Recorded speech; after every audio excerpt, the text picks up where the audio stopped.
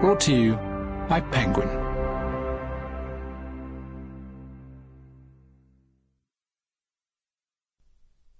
Telling Stories by Tim Burgess.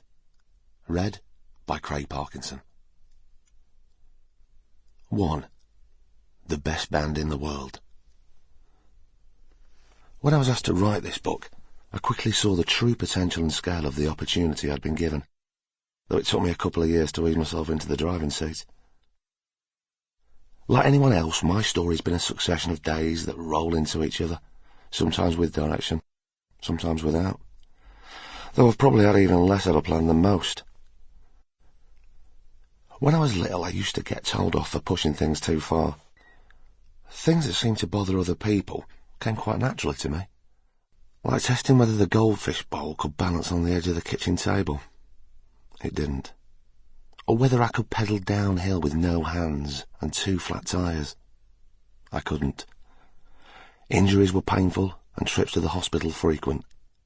Yes, there was blood, but there was also an excitement that came shortly before the disaster. I got a taste for this kind of thing. Not exactly danger for the sake of thrill-seeking, more just curiosity. I don't think like a book, in chronological thoughts. It's more a question of ideas invading my head than inviting others in. I suppose I think more like a magazine or a website, in short bursts with pictures, charts and lists. Perhaps it's a mistake to announce this fact at such an early stage. I'm hoping for your sake that everything comes together in a book-like way. Did they let me do any more after this confession? Are there any more pages? They did? Cool. Let's get started then. Occasionally in your life, it seems like outside influences are sent as some kind of guide. You know the kind of thing. Some badly behaved kid gets his comeuppance, and you take it as a signal to slow down in your own delinquent ways. At 15, I needed a guide and a path to follow. Something or someone to show me what was possible, but with enough interest to engage my erratic temperament. A trait pointed out by Miss Gilchrist on my school report.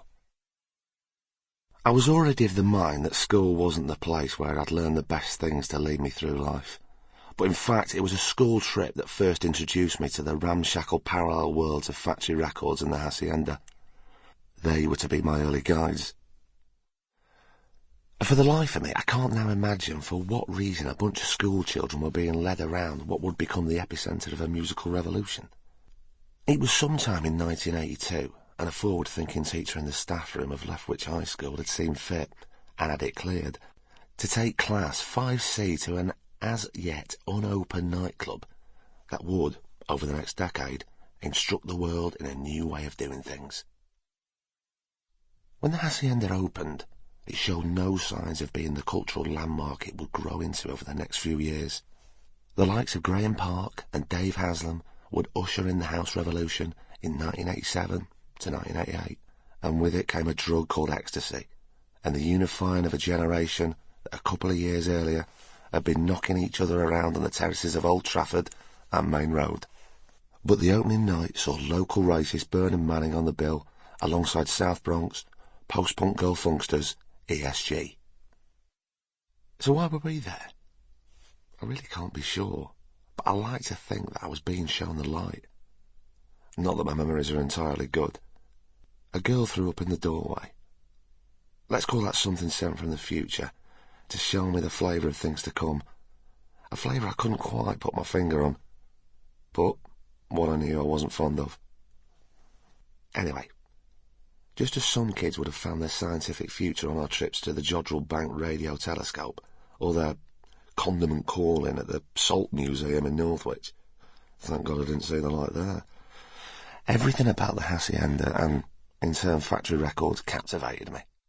Little we were shown through school had stirred much emotion in me, but Ben Kelly's futuristic design mothership and Tony Wilson's execution of his take on situationism left me open-mouthed, searching for more. I'd noticed catalogue numbers on the records I owned, but they seemed to represent little more than an antiquated storage system. Factory made them into an art form. In 1982, everything was different. Everyone was suited up and Sample complete. Ready to continue?